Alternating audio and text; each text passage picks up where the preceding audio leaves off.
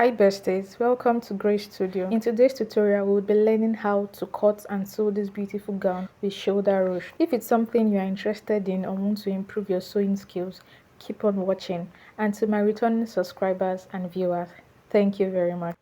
So I started with marking my starting point, which is at the shoulder, and then I marked my bust point, my under bust point, and then my half length, then the full length, that's my hip point. So I went ahead to make the line visible and label it. So now on my shoulder, I'll be marking my shoulder point, my shoulder to shoulder, which gives us 8. Sorry, my camera was not capturing that part. So then we add 13 inches, which gives us a total of 21 inch or 22. So I went ahead to mark my neckline 3 by 3, and then I ruled out the line and marked my shoulder slope. I went down by 1 inch at my shoulder slope, then I marked it out. So we'll be going down by 8 inches for our round sleeve, that's our round armhole. So we'll go ahead to connect the line. Now we'll be marking the same thing we marked at our shoulder. I think it was 22. Then we went in by 3 inches. Then we curved it.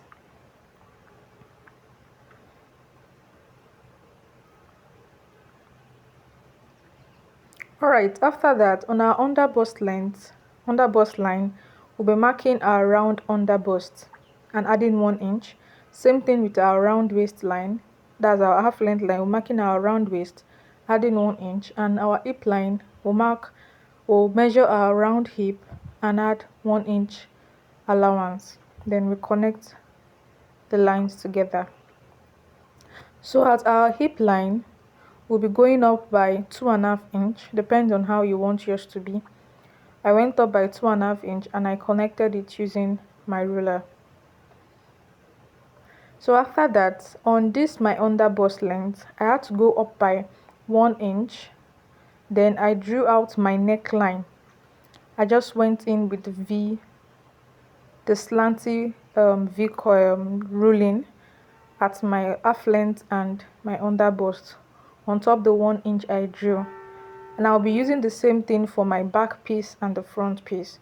So I went ahead to curve out the line that I wanted to be showing in the front part. Then we cut our piece out.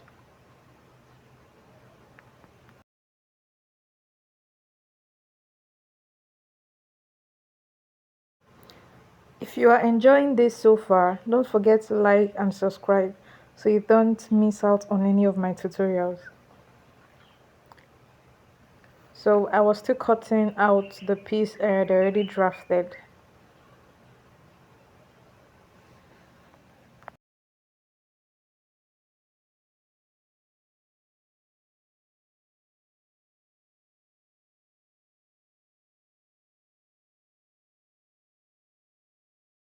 So after cutting out my pattern, I went ahead at the back of the camera to cut out my pattern on the fabric, whereby leaving half inch allowance on each side. And I left 1 inch allowance at the top, at the up part, 1 inch allowance on both the back piece and the front piece. And I also left out my 1 inch to impute my zip. So I went ahead to sew the two sides, not the top and the down, the two sides, which is the round armhole part and the neck part.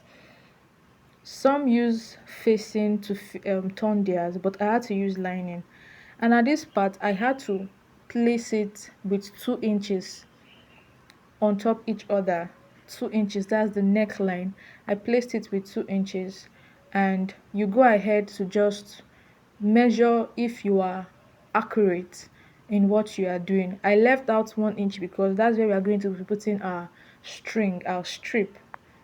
So I went ahead to, you know, gather the down part of this piece. This is the front piece.